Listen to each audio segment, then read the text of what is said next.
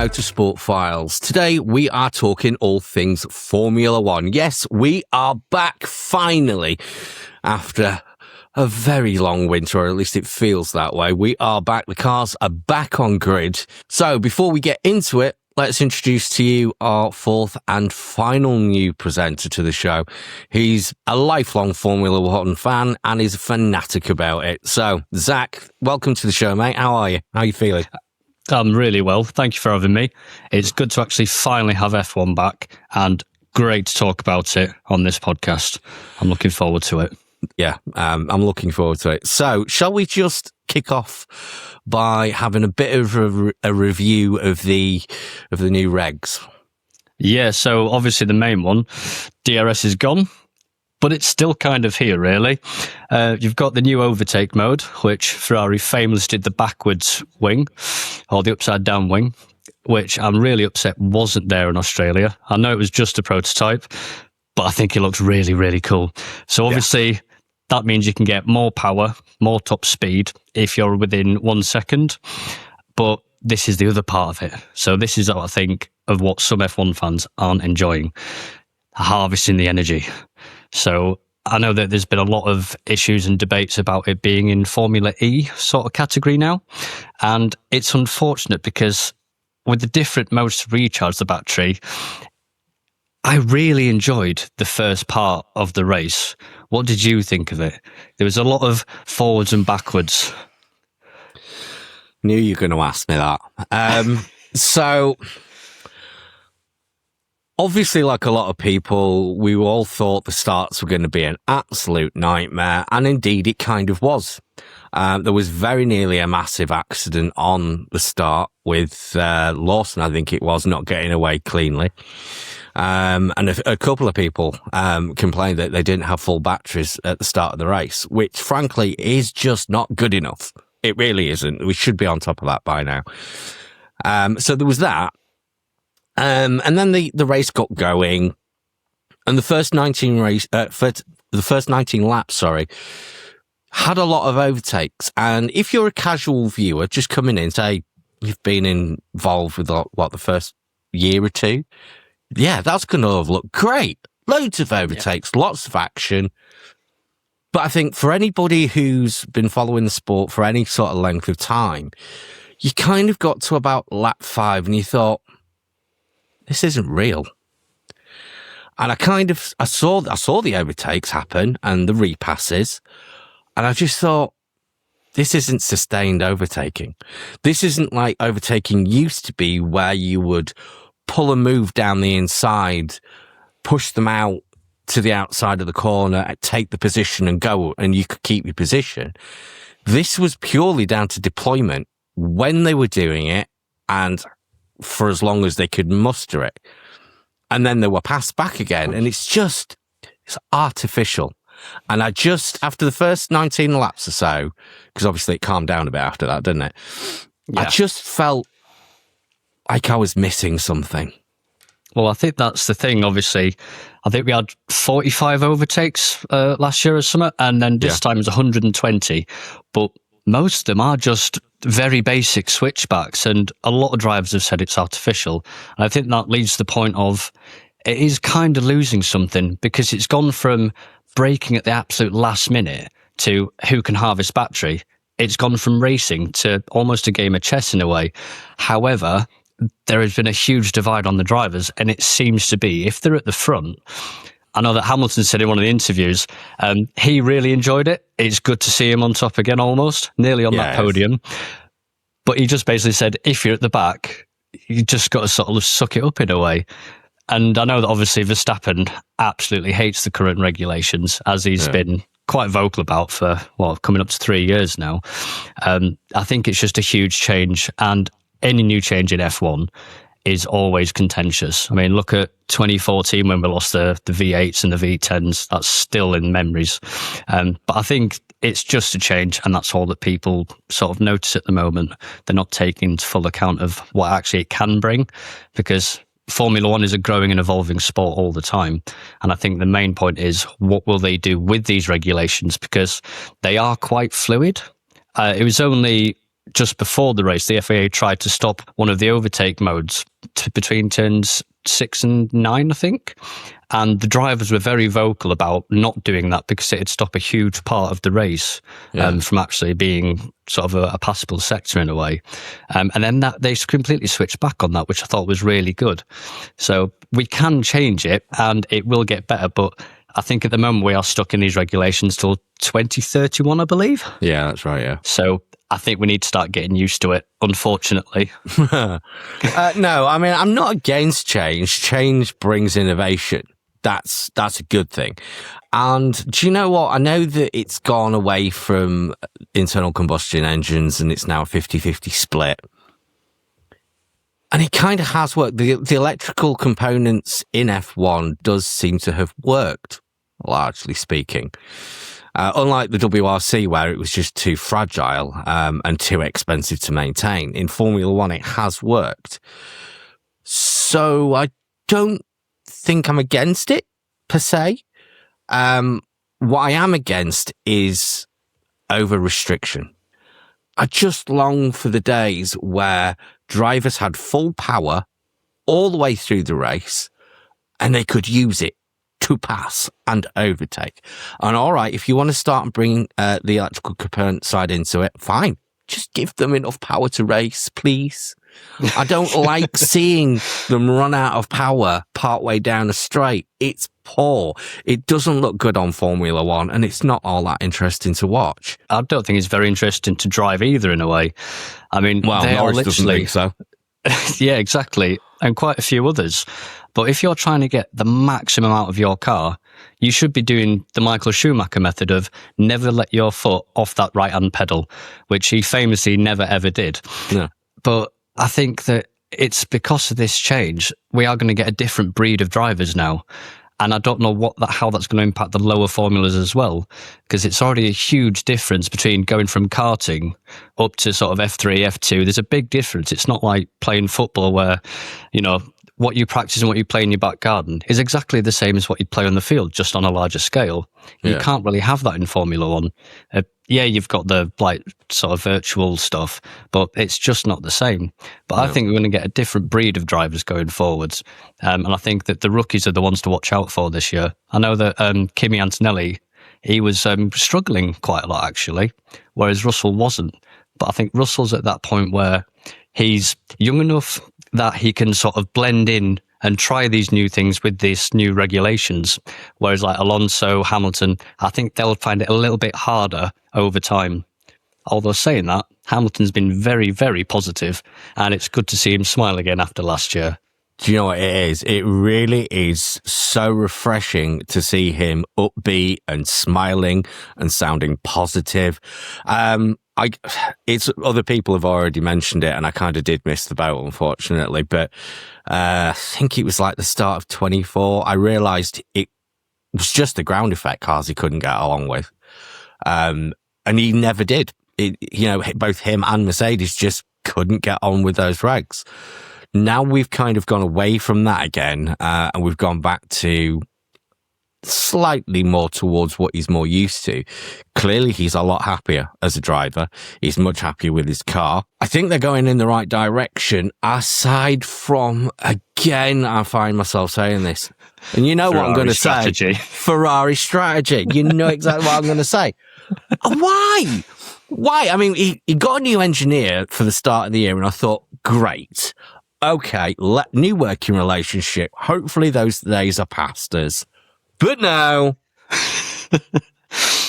Why not just either split your strategy or get them both in? Just follow bloody Mercedes in.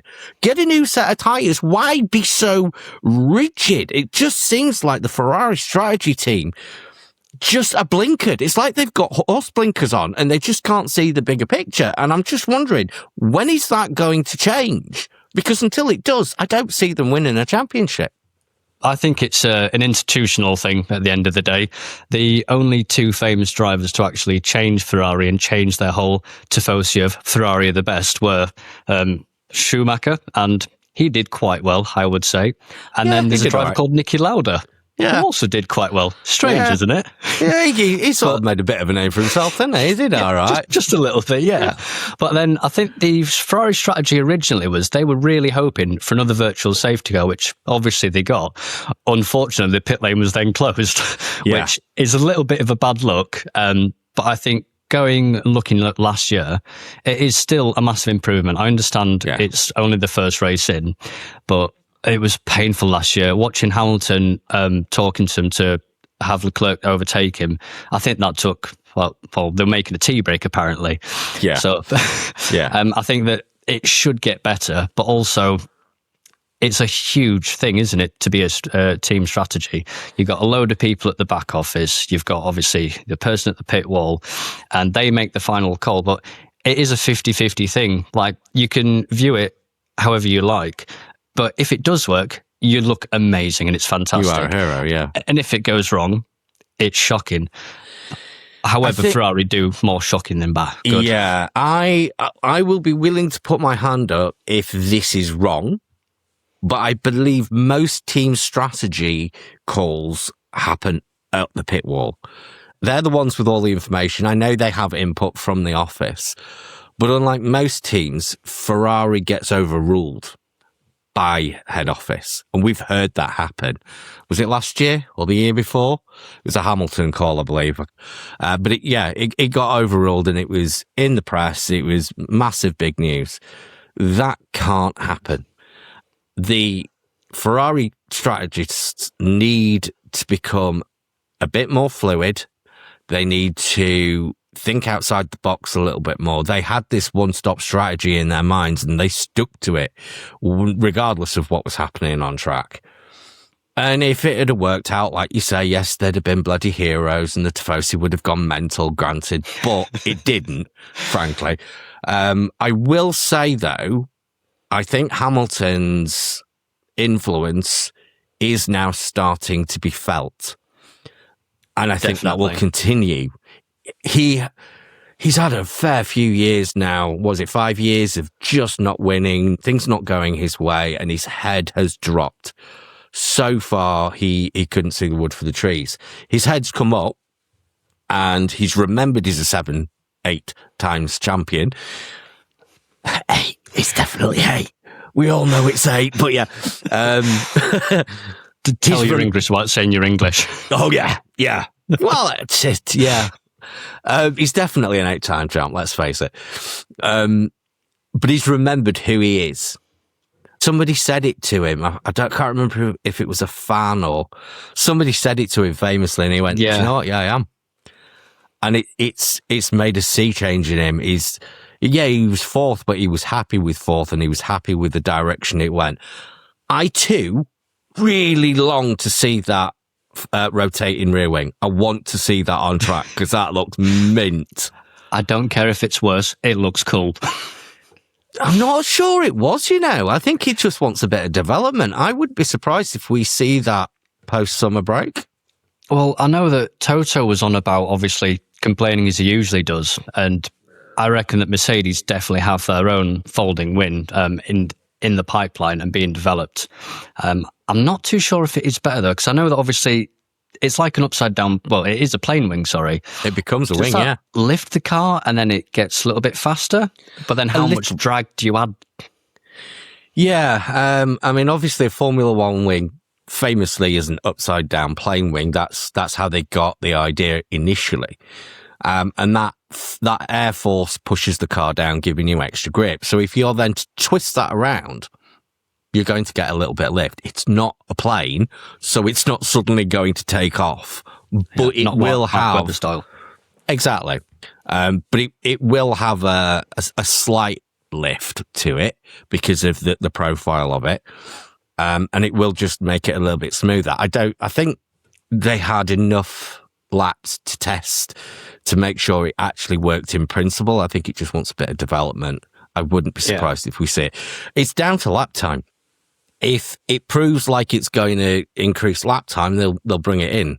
I mean, it's a bit of a Will Buxton meme thing to say, but it really is that simple. It really is that simple. If it creates an improvement in lap time, we will see it on the car. If not, it'll get binned. That's just the nature of the sport. Did you see the other Ferrari development, though? Their start. It was amazing, wasn't it? They just straight away. It was like they had some turbo boost on, which I don't know if... Do you reckon any other teams can compete with that at the moment? Because that's a huge, huge advantage. To my understanding of the rules and the regs, it's about how they can charge the batteries on the lead up to the race. They've got a smaller turbo as well, haven't they? Yes, which spins up faster, which is basic engineering. We've been doing that since almost the dawn of time. Smaller turbos spin up faster. It takes less energy to do that, and that would be the most obvious choice, because without the MUGH to spin it up for you, which we've lost now, you do now introduce that turbo lag, which is what you get with big turbos. So the easiest way to do it is either a smaller turbo or something I thought of, which nobody else seems to have really thought of, is a twin stage turbo, which basically is a small one and a big one. Feeds the big one. So the little one is fed by the exhaust gases. That spins that up. Then the little one spins the big one up. And they've kind of got two distinct but overlapping rev ranges where they work. And I'm not sure why they haven't done that, unless it's just simply a weight thing. Maybe, I don't know. I'm not an F1 engineer at the end of the day, but it does seem to make sense. You might be after that.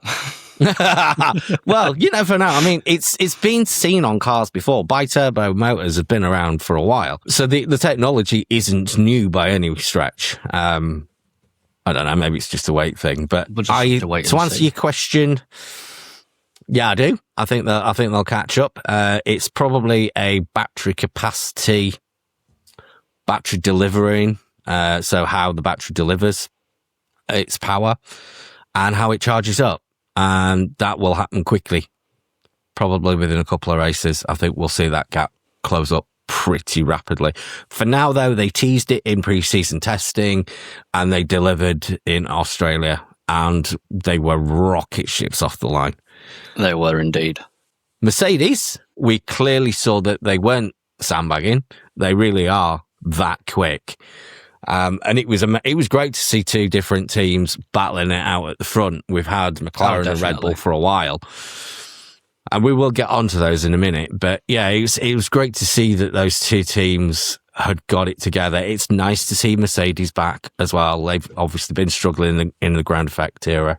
This is when you get all the works teams that have a significant head start. Apparently, a lot of the issues now, it isn't the hardware, it's the software, which is why I think it's been interesting to see what software developments happen over time. However, I think this season is probably going to be an entire works championship. So I reckon we're probably going to be looking at, hopefully, Ferrari against Mercedes. And I honestly think that McLaren might be sort of a very strong contender for second, but I don't think they can get a championship this year. They are somewhat lagging behind. For me, we have to look at the power unit as a whole, which is the internal combustion engine, the electrical components, and the software. It's all so heavily integrated, you can't split them.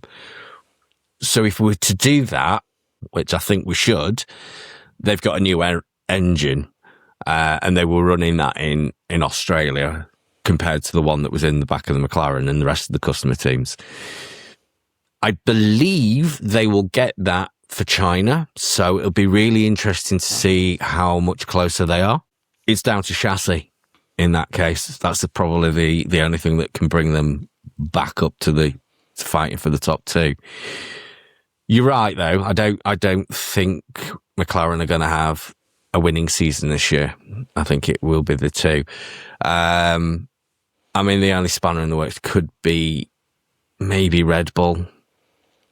It looks a lot more even between the two.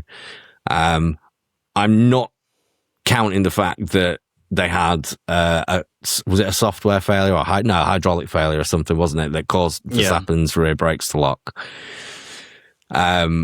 Without that, he'd have been up there without shadow of a doubt. So I think they've got a good chance. Both of them actually have got a good chance of mixing it with the top three. It could be that it goes Mercedes, Ferrari, or Ferrari, Mercedes, Red Bull. with McLaren underneath. We've only had one race. We'll have to see how it shakes down. Well, what is good to see is that second seat curse, I think, has been lifted. That's what I mean, yeah. It's so good. I mean, he did do really well, did Hadjar, and I think that if Verstappen had been there, Hadjar would have actually done exactly what he's meant to. When Verstappen's out the running, he takes up that place, gets them points in, and I think that it could be one of them seasons when, again, we have maybe a constructor and a driver championship that aren't the same team and the driver, which it is early days, but I reckon Red Bull could somehow pull it out of the bag because I do really like Kimi. I think he's a fantastic driver. I think he's a bit too new, and I think his confidence got knocked as well with the crash. I think he was on practice or qualifying, I can't remember. Yeah. But I remember he went up to Toto and he was basically devastated, and Toto was like being almost like a dad to him with his arm over him going, don't worry, keep the confidence, keep going. But I think at one point in the race he said he couldn't go on with the tyres, that he wasn't very happy with it. And then obviously Russell said, yeah, we can do a one stop, absolutely fine, no problem at all. And it's just that difference in just basically practice, how long you've been in the sport, things like that. And I think that's sort of a lot for the rookies these years. Well, there's probably set up differences between the two cars as well, to be fair. It was unfortunate, but like you say, he's still a very experienced driver. We can't forget what he's had to achieve to get to F1 and to get to Mercedes. He is still a very experienced driver, despite only being 18, 19.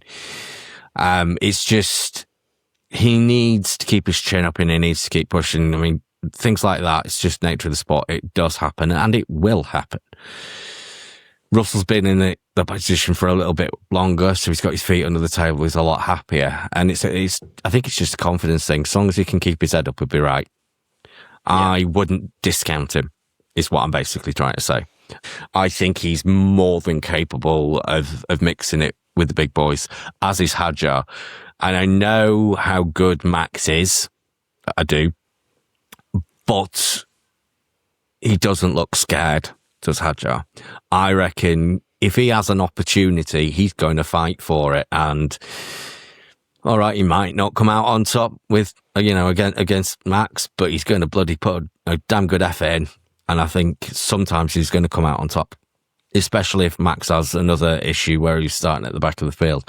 We know he can carve through it like a hot knife through butter, but there's only so far you can go.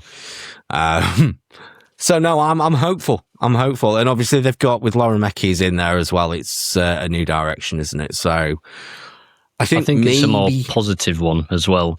I mean, I feel like probably all the teams, actually, I don't see a great rivalry between drivers. There's no animosity or anything like that. It's all, you literally do have, basically on every team, a number one and a number two driver in my eyes. I think the only sort of contentious one potentially is Ferrari. Really? However, I do think, so I'm actually a Hamilton fan, but I do think that Leclerc is actually faster, and if Ferrari have built a car good enough for the championship, I do believe that Hamilton will be a safe, comfortable second place in the championship towards Leclerc, which is upsetting, but I think that Leclerc's just a little bit better embedded on it. And I'm sure I'll probably get a lot of hate for that, because I hate myself for that. Wow. There you go, ladies and gentlemen. Proof a magnanimous Lewis Hamilton fan. You will not hear that anywhere else online, okay? Amazing. Well, no, he is. I think he's got an edge. At the moment, he's got an edge on Lewis. But I think Lewis has got the fire in his belly. I don't see that staying so rigidly throughout the year. I think Lewis is going to make it up, and they're going to start vie for it, and it'll be to and fro throughout the year. I hope. Hamilton and Rosberg memories. Yeah, bring it back. I think Charles is too chilled out for that. He's just got married. And he's got a nice car now, so finally he's got a shot at winning. So he's probably overall a bit happier, and he's too cool for that. So we'll see. It is nice to see them back on top. when the clerk actually pitted, I took a picture on my phone. It's just Ferrari Hamilton, position 1. I was like, oh, please, I hope that happens. And it's not due to a safety car or like a pit stop or anything like that. They seem to have been all right with pit stops recently. It's the strategy. I know we've talked about it. We won't go on about it again, but it's those stupid strategy calls that is going to do them in. They need to get on top of it and quickly. So I'm just going to go back a little bit on something that you said. This will be interesting. So you said there was a clear number 1 and number 2 driver throughout the grid. Are you standing by that? Give me 5 minutes. I'll let you speak and we'll go back to it. Right. Who's your number 1 McLaren driver? I'll just throw you under that bus. It's difficult to say at the moment, to be honest, because one crashed out and one didn't do so well. I would honestly say Norris, because looking at last year, obviously, the start of the year, I was honestly thinking Piastri's probably got this in the bag. Norris kept on making some stupid mistakes, and then halfway through, Norris went, "Okay, I'm going to win the championship now," and didn't quite, not that easy, but he did it fairly comfortably. I mean, obviously you can take away a few crashes here and there. The championship could have changed, but I think that Norris is a much more consistent driver, and I think when you've won the championship, I think that's built sort of a lot more confidence in him. I do think he was a bit stupid to apparently break up with his girlfriend to concentrate on his racing. Apparently that was the reason behind it. What?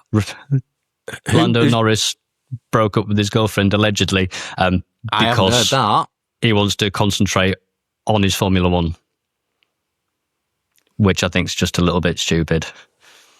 All right, I mean, I don't want to get too much into like wags and stuff, but it just seems a little weird that he would make such a point of sort of bringing her into the public eye at the back end of last year to then break up with her. That just doesn't make sense. But we won't go on about that because this is about Formula One, not wags and girlfriends. So carry on. I think they're pretty even. I do. I genuinely think they're pretty even. They're both bloody quick drivers. They're both capable of winning races, and they're both capable of screwing it up and making stupid mistakes. They've both let their heads wobble as well. Different times of the year, obviously. I don't think there was that much in it. I think Piastri could easily have won it had he had a few better results at the back end of last year. As a head-to-head, I know there's differences, and I think Piastri's maybe slightly higher in the time that he's been there. There's nothing in it. I did wonder about Piastri's crash because it looked very similar to Max's. It looked like the rears had locked up, but that isn't what the commentators on the live feed were saying. Apparently it's something to do with the way the energy is harvested and you get torque spikes. So I think what happened with Piastri was he went a little bit on the curb, and naturally for like the older cars that aren't 50-50 hybrid, you'd do a little bit of an adjustment, maybe a little bit on the throttle. And I think because the drivers are still really new to it and really sort of just not used to it basically, it just basically spun on the wheels up and then he just slipped. And it was so devastating to see, like not even making it to the grid. Yeah. I thought when I watched it first time round, I thought I saw the rears lock, not spin. I'm gonna have to go back and double check that. I could have sworn blind that they'd locked, which is what spun him out. But I mean, either way, it doesn't really matter. He still ended up in the wall, and it's the nature of the tech. So those things are unfortunate, but it's things that'll probably get ironed out pretty quickly. I don't see things like that sticking around for very long. We have to really give props to Lindblad. What a bloody drive. What a drive. I'm very impressed with his demeanour, with the way he's handling himself, and with his drive. I think that was a superb drive. What do you reckon? I think it was a very, very good drive. I mean, it's one of them things where if you're not fighting at the front, you just need to fight for points, control your race, and I think he executed it really, really well. I think it wasn't a standout performance, but it's what all F1 drivers strive for. You need consistency, basically, and that's something you can build on. I mean, it's only his second season after all. He could go so much further. And I also think, looking at interviews as well, he's got a really level head. He's quite down to earth. And I think that says a lot about his driving style and his character, really. I think he'll be sort of if he gets a good car, potentially, maybe a championship contender in a few years. But, I mean, I guess future will tell. Absolutely. One of the things he actually said in, I think it was Channel 4 interview, I believe, he was asked the question along the lines of, if Max was up behind him, would he just let him past, or was that effect? And his answer was, why should I? And that speaks volumes. Well, that's the part of being a racing driver. But he's not scared of the establishment at all. If he's in that position, he's going to fight tooth and nail. I mean, he was defending from him quite well for a while. I mean, Max made it past inevitably anyway, but the fact and do you know what? It wasn't just the fact he defended, it was the way in which he did it. It was bold, positive moves. It wasn't weaving about, it wasn't Mario Kart, which is basically what the bloody start was. It was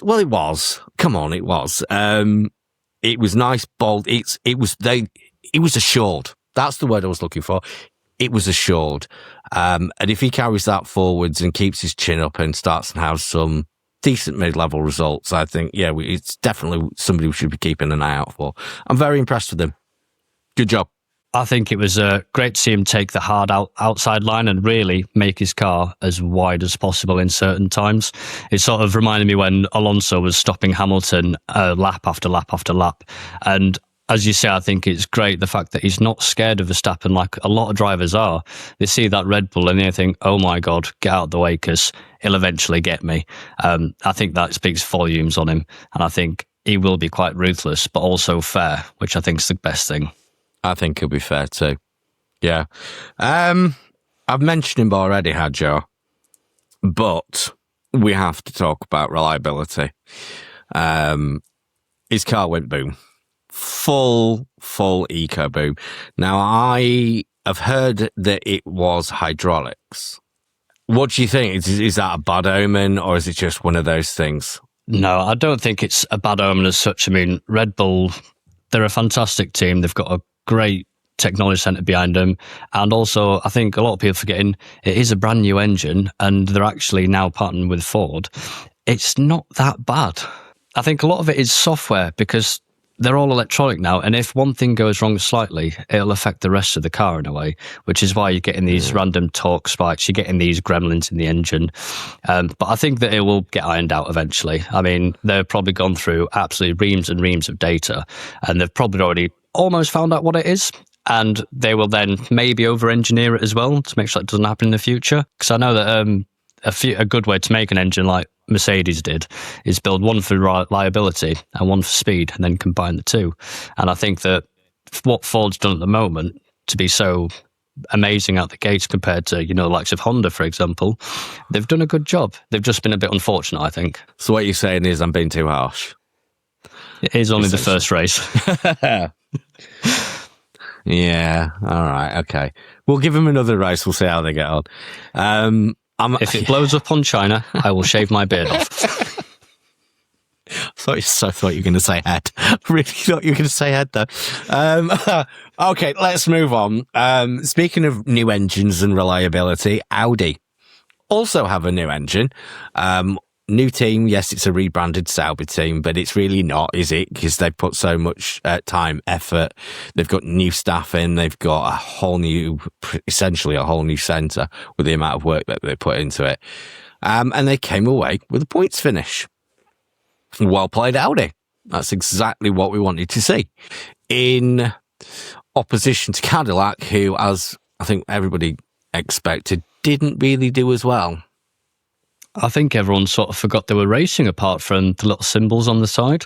I was surprised, obviously, you got two amazing drivers. There's no doubt about that. But where were they? I mean, I watched the race and, to be honest, until you just mentioned it now, I forgot they're even in the sport. Yeah. I mean, going back to Audi very quickly, I think they were doing well, but obviously what happened with Hulkenberg? That was another disaster. Yeah. But this is why I'm saying the engines have gremlins, and it's just what's happening for these new regulations. But going back to Cadillac, I'm not really sure what they're doing, to be honest. I think that they're a very new team, but I don't think there's enough information to even have an opinion on them yet, to be honest. They're there, they exist, and that's about it. Well, true. I mean, they are, both Audi and Cadillac are new teams, but the benefit that Audi have is they took over a team, whereas Cadillac is from the ground up, so they've got much further to go. Was it Bottas? It was Bottas, wasn't it, that went out, if I remember rightly. So they've had one retirement. It was a strange one, though, wasn't it? He just sort of, yeah. But I think he was asked to pull over immediately. So I think he was going to go in the pits, I assume. But then they said, stop straight away.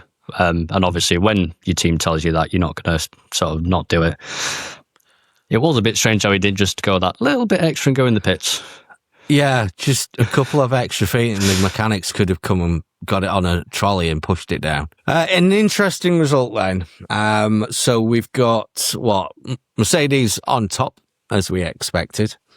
Ferrari well and truly in the mix. A very different looking top three. Russell leading, Antonelli next, and then Leclerc. It's a dream start for Mercedes. Well, I think it's their first 1-2 finish since 2019, something like that. I don't think they're going to steamroll the season. I think this was a very positive start for them, but they need to keep it going, and they've got all the technology and the drivers behind to do that. Saying that, I think it'd be really interesting season going forwards. I mean, I can't wait for this Sunday. It's going to be absolutely amazing. We'll have more information. And it'll be interesting to see where Mercedes come, because I think they've now shown they've got a good car, but can they keep it and can the other teams take over? Because the main thing is Mercedes are a very, very good power unit, but Australia is a power circuit, really. And I think it'd be different to see in China. I mean, them first few turns, you can't really get your foot down. I think it'd be a lot more about the aerodynamics of the bodywork. So rest in peace, Aston Martin. Actually, we haven't spoken about Aston's troubles, have we? They actually did more than we thought they were going to do, but yeah. Yeah. Well, they were only going to do 25 laps, I think, until someone's nerve broke down, or the car itself. So yeah, it did better than we thought it did. It still carried on. I think it finished, didn't it? One of them did. Stroll was technically finished, but he got listed as finished because at the end it said he was like 12 or 15 laps down. I don't know why that happened. I was very confused by it, but he was listed as finishing, which is just a bit strange. I'm going to say he spent most of the time on the timesheets out, retired, so maybe it's a glitch. But probably a glitch. So next weekend, China is also a sprint weekend. And as we've already seen 20 laps of hard racing between the two before things went south with strategy, could we see a Ferrari win in China and at least the sprint race? Well, we did last year. However, I think that's because the cars were very low, and because it's only a short race, their plank wear wasn't detected like it was on race day. Yeah. But I reckon for the sprint race, it's going to be what the sprint race has always been about. Absolute mental, completely going forwards, full throttle. And I think it'd be really interesting. I do think there might be maybe a couple of crashes. I think there might be a lot harder racing. I'm surprised that no one knocked their front wing off. But I think we'll see a lot more of that. That's a good point. Well, mind you, I haven't said that. We nearly had that massive accident on the start, but... Oh, yeah. But I think there's a bigger penalty to change the front wing now because it's got all the hydraulic parts. I think it's like 25 seconds now just for the front wing. So that's a little bit... You need to be a lot more cautious in a way. A lot more expensive as well, especially for the likes of Williams. You know what I mean? I don't mean that as a bad thing. I'm actually a big fan of Williams. I really want to see them do well and come up the ranks and regain the progress that they've made over the last couple of years. But still, you know, for a team like Williams, if they lost the front wing, it'd be disastrous. especially if they lost two.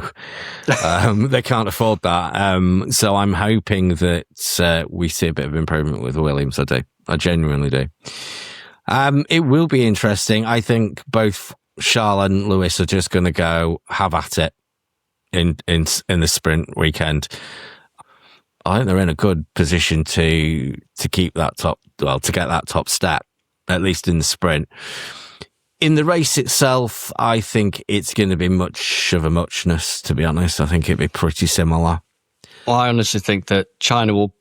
I hope it'll be an interesting race, as I always do, but from looking at Australia, the first few laps where you had the sort of artificial overtaken, as people are calling it, I think the reason behind that is they're not quite used to how to deploy it and how to use the cars yet. And it was the first time properly on track in an actual race. And I think because China's got the sprint, they'll have that little sort of test of what to do and where to deploy. And I think that then leads to the actual race itself. It'll be like the middle section of the Formula One race, where you just see him go around, the time sort of change, distance gaps. And until a safety car or a pit stops, I think it'd be uneventful. But as I say, I hope that's not the case, but sometimes it is. Yeah, I don't see at this stage somebody sailing off into the distance with a 20-30 second lead. So at least we might get some racing. I do hope... Do you know what? No, it will happen that the regs will settle, the teams will settle, and as they begin to learn their new cars, the old style of racing where you send it down the outside or send it down the inside on the apex, that will probably return to some degree. Yeah. Especially as now part of the new technology means that, which is automatically detected, I might add, means that extra power is always available and they can use it whenever. So it might just feed in a little bit better to be able to allow them to keep their places. We hope. But we'll have to wait and see. Absolutely. Do you want to do a top 3 prediction for China then, for the main race? You can have a stab at the sprint as well if you want. Yes. Go on, then. I'll go for just the main race. Okay. It's not really predictions, I'll be honest. This is my hopeful wishes of 2026 China edition. Right, okay. So I really want to see Hamilton on the podium. 1, 2, or 3. Not fussed. I also want to see both Aston Martins finish. I'm not a huge fan of Stroll, obviously, but I want them to start working their sort of systems out so we actually have all the teams fighting. So both Astons to finish. I think that's probably a tall order as well, not going to lie. And then the other one is I'm going to try and pick a winner here for the actual race. And I'm going to want to say Norris might win. Ooh. He might just come out the gates randomly. For the main race, yeah? Yeah. Okay. Maybe if it's good strategy, good calls, and then a bit of bad luck on every other team. Okay, as I say, not predictions, wishful thinking. Yeah, I'm going to write that down. We'll see how you get on, because I will be honest, my predictions in the WRC haven't been brilliant of late. I've had more luck on the BTCC front and sort of who's sitting in what car at the moment. So let's see.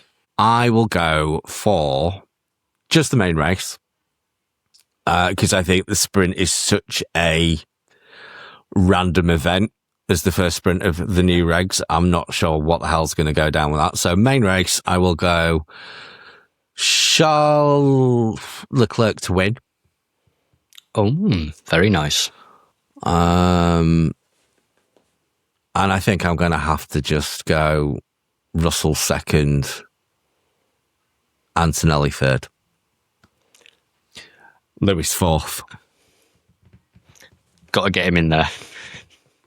I think he'll be fourth again. So what's your overall thoughts? What's your overall take on the new regs, the new cars, the new series? Originally hated the idea. I was not a fan. I was like, it's Formula E, like many of the drivers think. After watching the race, I think the initial part I was really, really enjoying. And then, as you say, it got a bit boring. It was just Russell, Leclerc, Russell, Leclerc. But I think it hasn't affected the racing as much as I thought as a viewer. I think for the drivers, it's massively different. I was watching some videos of Leclerc use that overtake mode, and it literally looked like he'd got an invincibility star from Mario Kart. Like, it was ridiculous.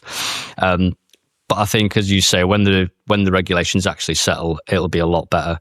But I think as a viewing point, it's not that bad. And I think a lot of it is just the anticipation of the change, and everyone's been talking about it negatively. It'll take some time for that stigma to sort of go away from it. It's still Formula One, still the pinnacle of the sport, but it's because of the new regulations, it is at the bottom, lowest and slowest at the moment, as it is every single season when regulations change. But very true. Yeah, and it will get quicker, it will get faster, and they will make more of it as time goes on, just like it should do and like it always has. So, no, fair play. Right, let's leave it there then for this time around. And for you guys at home, don't forget you can keep up to date with everything across our socials by searching at TMF Pod 23. That's at TMF Pod 23 on all major networks. And you can also visit our website at www.themotorsportfiles.com. Thanks for joining us, Zach. It's been brilliant, and we will see you on the next one.